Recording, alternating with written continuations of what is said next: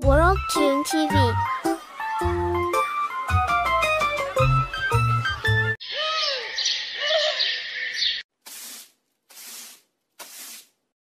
हाय मेरी कमर, मेरी तो किस्मत ही फूट गई। बड़ा घर बोलकर शादी करा दी। यहाँ ना तो कोई ननद है, ना जेठानी और ना देवरानी। सारा काम मुझे अकेली जान पर ही थोप दिया है।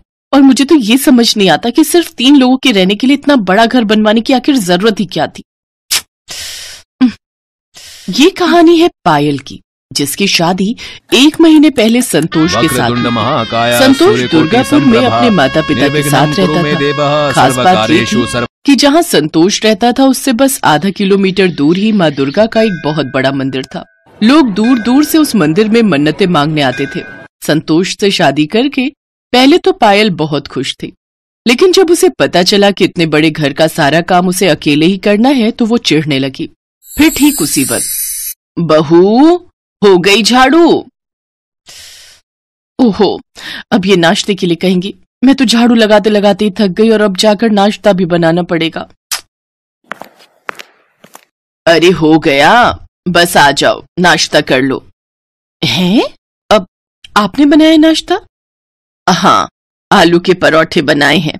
मैंने सोचा मेरी बहू बेचारी सुबह से झाड़ू लगा रही है तो क्यों ना मैं ही नाश्ता बना दूं आज। अरे माँ जी, मैं बना देती ना। क्यों? मैंने बना दिया तो क्या हो गया? चलो हाथ मुंह धो लो और आ जाओ, सब नाश्ते पर तुम्हारा इंतजार कर रहे हैं। अपनी सास की बात सुनकर पायल मुस्कुरा दी। उसने मन ही मन सोचा कि उसकी सास इतनी बुरी भी नहीं है जितनी वो उसे समझ रही थी। फिर खाने की टेबल पर, अच्छा बहू, नाश्ते के बाद तुम मेरे साथ जरा बाजार चलना। अब क्या लेना है माँ जी? अरे वो संतोष के फूफा जी आ रहे हैं अकबरपुर से। अच्छा, किसी खास काम से? नहीं नहीं, वो माता के सामने हाजिरी लगाने आते ही रहते हैं अपने पूरे परिवार के साथ। वो संतोष की बुआ और उनके 3 बच्चे। बस इतने से लोग? पायल लता के साथ बाजार गई और ढेर सारा राशन लेकर आ गई। अगले दिन संतोष के फूफा जी अपने परिवार के साथ आ गए। बेचारी पायल का काम पहले से 3 गुना हो गया। अब वो सारा दिन झाड़ू लगाती और फिर सब लोगों का खाना बनाती। 3 दिनों के बाद संतोष के फूफा जी अपने परिवार के साथ वापस लौट गए, लेकिन पायल को क्या पता था कि उनके जाने के 2 दिन बाद ही लता की बहन का परिवार माता के दर्शनों के लिए आ धमकेगा। हे भगवान, ये घर है या धर्मशाला? जिसे देखो वो मुंह उठाकर चला आ रहा है, वो भी पूरे खानदान के साथ। इनका क्या है, बहू ये बना दो वो बना दो, आफत तो मेरी है ना। पूरे 1 हफ्ते तक लता की बहन के परिवार की सेवा करते करते बेचारी पायल हाँफ गई। और फिर जब वो सब वापस गए तब जाकर लता ने राहत की सांस ली। लेकिन फिर जैसे ही उसने कमर सीधी करने की कोशिश की कि तभी उसकी सास का फोन बज उठा। अरे लता, कैसी हो? नमस्ते मामी जी, मैं पायल बोल रही हूँ। अरे वाह बहू रानी, कैसी हो? अच्छा एक काम करो, लता को बता देना कि मेरे गांव से हम 8 लोग कल आ रहे हैं। बहुत दिन हो गए माता जी के दर्शन किए। दर्शन भी हो जाएंगे और तुम लोगों से मुलाकात भी हो जाएगी। संतोष की मामी की बात सुनते ही पायल बेचारी वहीं बेहोश होकर गिर पड़ी। अगले दिन पूरे 8 लोग पायल के घर पहुंच गए। ऐसा लग रहा था जैसे सब लोग अपनी घर गृहस्थी छोड़कर कहीं तीर्थ यात्रा पर निकले हों। अब तो बेचारी पायल का सारा दिन उन्हीं लोगों के लिए खाना बनाने में लगी रहती। बड़ी मुश्किल से 3 दिन गुजरे। फिर पायल को पता चला कि सारे लोग अगले दिन जाने वाले हैं, तो उसकी जान में जान आई। लेकिन तभी अचानक जोरों की बारिश शुरू हो गई। सुषमा की फरमाइश पर बेचारी लता ने सबके लिए पकौड़े तले और मन ही मन सोचने लगी, हे दुर्गा माता, मेरी मन्नत भी पूरी कर दो, भगा दो इन सबको यहाँ से, वरना मैं भाग जाऊंगी यहाँ से। पायल उन सबको भेजने की दुआ कर रही थी, पर दुर्गा माँ ने तो कुछ और ही सोच कर रखा था। बारिश रुकने का नाम ही नहीं ले रही थी। नतीजा पूरे इलाके में बाढ़ आ गई और अब कोई चाह कर भी कहीं नहीं जा सकता था। माँ जी, रसोई में राशन के सारे डिब्बे खाली हो गए, अब क्या होगा? हैं? ध्यान से देख बहू, कुछ तो होगा। कुछ नहीं है माँ जी, अब हम क्या खाएंगे और क्या खिलाएंगे इस बारात को? ये तो बड़ी समस्या हो गई। चलो रसोई में चलो, करते हैं कुछ। रसोई में जाकर लता ने माँ दुर्गा का नाम लिया और जैसे ही उसने पहला डिब्बा खोला तो वो चावलों से पूरी तरह भरा हुआ था। दूसरे डिब्बे में राजमा भरे हुए थे।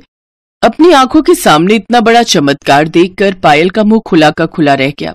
देखा बहू माँ का चमत्कार, वो भी चाहती हैं कि हमारी ये धर्मशाला कभी बंद ना हो। और अब वो दोनों मिलकर हंसी खुशी सबके लिए खाना बना रही थी।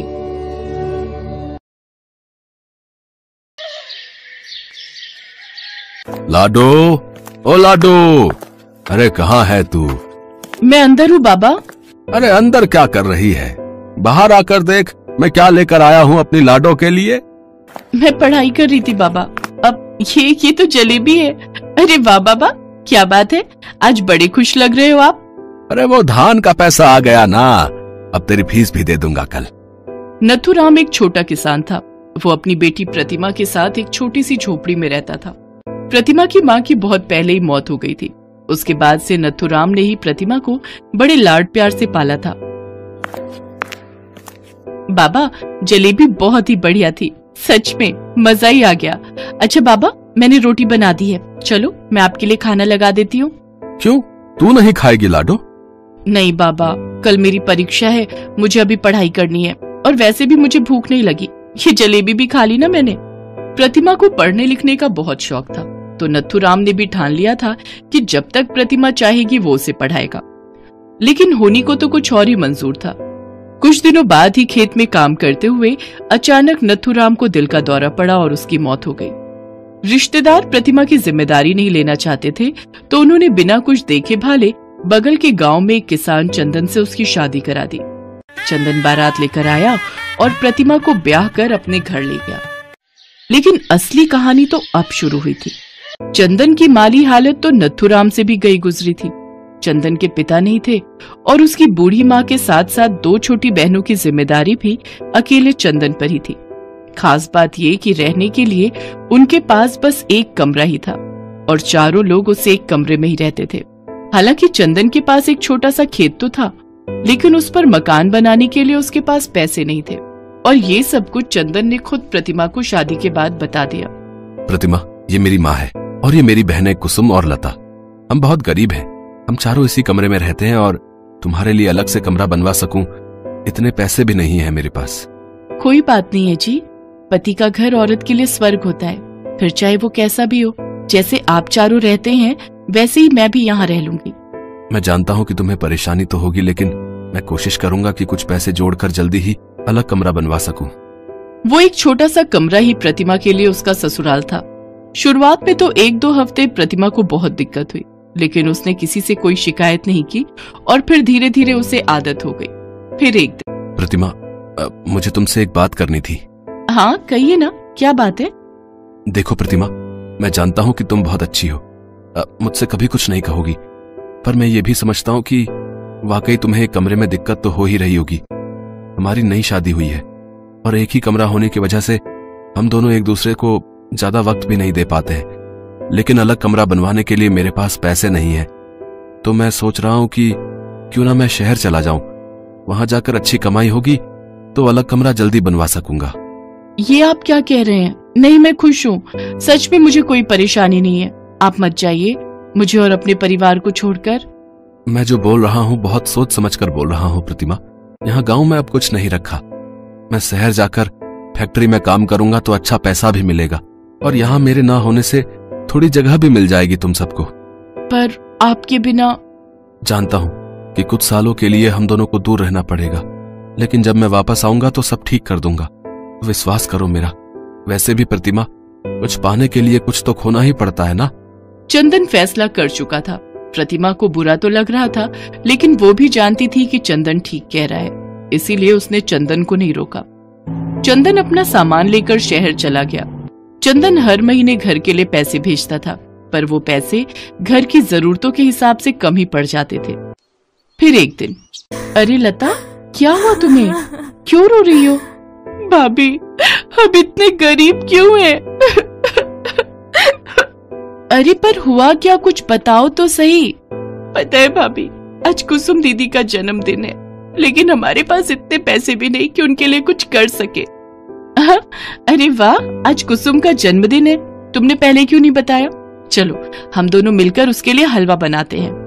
दोनों ननद भाभी ने हलवा बनाना शुरू कर दिया। ये पहली बार था जब लता प्रतिमा से अपने दिल की बातें कर रही थी। बातों बातों में लता ने प्रतिमा को बताया कि उसे और कुसुम दोनों को पढ़ने का बहुत शौक था, लेकिन चंदन की इतनी कमाई नहीं थी कि वो दोनों बहनों को पढ़ा सके। ये बात सुनकर प्रतिमा को बहुत दुख हुआ और उसने मन ही मन में ठान लिया कि अब वो खुद भी पढ़ेगी और अपनी दोनों नंदों को भी पढ़ाएगी। अगले ही दिन से प्रतिमा ने अपने उसी एक कमरे के ससुराल में बच्चों को ट्यूशन पढ़ाना शुरू कर दिया। घर का काम चंदन की माँ और बहनों ने संभाल लिया और धीरे धीरे प्रतिमा सारा दिन ट्यूशन पढ़ाने लगी। वो बाकी बच्चों के साथ अपनी दोनों नंदों को भी पढ़ाती। और फिर एक दिन, भाभी आप क्या पढ़ रही हो? लता, ये यूपीएससी की किताब है।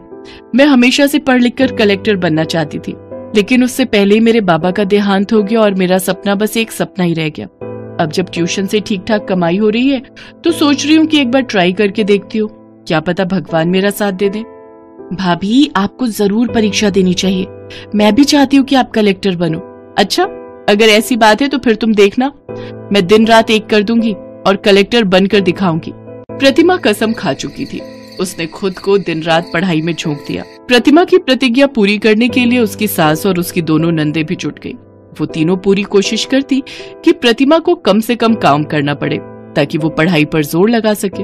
सबकी मेहनत रंग लाई और प्रतिमा ने पहले ही अटेम्प्ट में यूपीएससी की परीक्षा क्लियर कर ली। प्रतिमा ने जो ठाना था वो कर दिखाया था। वो अब आईएएस बन चुकी थी। ट्रेनिंग पर जाने से पहले चंदन प्रतिमा से मिलने आया। उसे अपनी पत्नी पर बहुत गर्व हो रहा था। फिर ट्रेनिंग के ठीक 1 साल बाद प्रतिमा को नियुक्ति मिल गई। उसे रहने के लिए एक शानदार बंगला मिला। प्रतिमा उस बंगले में अपने पूरे परिवार के साथ रहने आई। डिप्टी कलेक्टर साहिबा, जरा सुनिए। जी कहिए। भाई, अब मैं शहर में मजदूरी नहीं करूंगा। डिप्टी कलेक्टर का पति मजदूरी करता अच्छा थोड़ी लगेगा। मैंने सोचा है कि मैं यहीं एक दुकान खोलूंगा और शहर से लाकर यहाँ पढ़ाई की किताबें बेचूंगा। बहुत अच्छा आइडिया है जी। प्रतिमा और चंदन बात कर ही रहे थे कि तभी कुसुम और लता उनके पास आई और बोली, भाभी आपने अपनी मेहनत से वो करके दिखाया जो सोचा था और अब हमारी बारी है। हम भी पढ़ लिख कर कुछ बनना चाहती हैं, लेकिन इसमें हमें आपकी मदद चाहिए। हाँ, मैं हर समय तुम्हारे साथ हूँ, तुम बिल्कुल भी चिंता मत करो, ठीक है ना? चलो, अब रात बहुत हो गई है, जाओ अपने अपने कमरों में जाकर सो जाओ। इसके बाद सभी लोग अपने अपने कमरों में चले गए। सरकार की तरफ से मिले उस बंगले में कई कमरे थे, लेकिन फिर आधी रात के वक्त, भाभी आप सो गई क्या? अब नहीं, मुझे नींद नहीं आ रही। आ जाओ लता, अंदर आओ। अरे कुसुम भी है साथ में, क्या हुआ? तुम दोनों अभी तक सोई नहीं? भाभी, हमें उन बड़े बड़े कमरों में अकेले नींद नहीं आ रही है। यहाँ भी वही हाल है। चलो, मैं सबके बिस्तर यहीं लगवा देती हूँ। सब फिर से एक कमरे में ही सोएंगे, शायद तभी सबको नींद आएगी। वक्त और हालात बदल गए थे, लेकिन प्रतिभा अब भी पहले जैसी ही थी। शानदार बंगले में रहने के बावजूद अब भी प्रतिमा को अपना एक कमरे का ससुराल ही भाता था।